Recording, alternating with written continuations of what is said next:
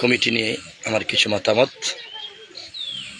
সেটা হলো, আমরা দীর্ঘদিনের একটি সব প্ল্যাটফর্মের পীর মাশায়েখ ওলামায়ে কেরাম ওয়াইজিনদের একটি প্ল্যাটফর্মে একটি কাতারে দেখতে চেয়েছি।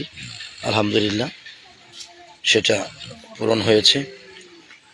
আলহামদুলিল্লাহ। কোনো পদ পদবি নিয়ে দয়া করে কেহ রাগ করবেন না।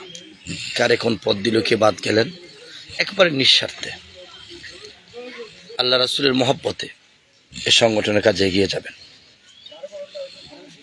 আমাদের মুরব্বীরা যাকে যে পদ দিয়ে দিতে চান, যাকে যে দায়িত্ব দেন, আমরা সেটা মাথা পেতে নিব, সাদরে গ্রহণ করব। আলহামদুলিল্লাহ। আমি অনুরোধ করে বলবো, এই বিষয় নিয়ে কোনো আজে বাজে পোস্ট করবেন না, ফেসবুক লাইভ দিবেন না। এরপরে বিশেষ করে উস্কারি কোনো কথা বলবেন না।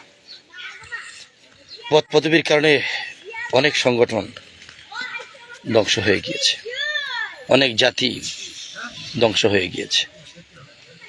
আমরা আহলে বায়াতের গোলাম, আলহামদুলিল্লাহ। আমরা নবীজির গোলাম, নবীজির গোলাম। বলেন, কোন অসুবিধা কি?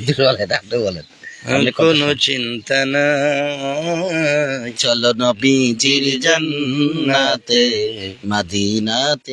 আপনাদের সুস্বাস্থ্য মঙ্গল কামনা করছি। আল্লাহ সুবহানাহু ওয়া তাআলা আমাদেরকে একটি কাতার একটি প্ল্যাটফর্মে মিলেমিশে থাকার তৌফিক দান করুন। আমিন। যারা ইতিপূর্বে পদ পদবি পেয়েছেন তাদেরকে সুস্বাগতম, ধন্যবাদ। যারা পান নাই, পদ পদবি না পেয়েও শারীরিক, আর্থিক, মানসিকভাবে কাজ চালিয়ে যাচ্ছেন, তাদেরকে অন্তরস্থল থেকে আন্তরিক মোবারক অভিনন্দন। আমিন।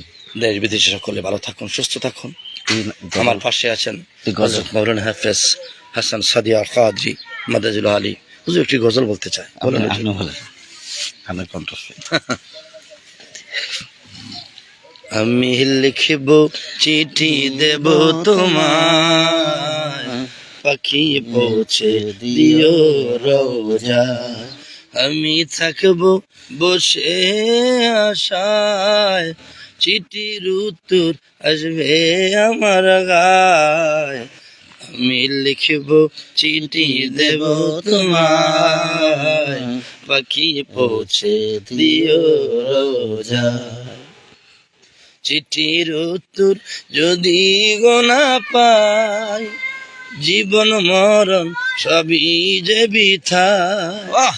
যে প্রেমের চাদর অসুকরণীর গায়, সে প্রেম নসিব করো গো আমায়। বলো, যে প্রেমের চাদর অসুকরণীর গায়, সে প্রেম নসিব করো গো আমায়। আমি লিখব চিঠি দেব তোমায়, পাখি পৌঁছে দিও রোজা। আসসালামু আলাইকুম।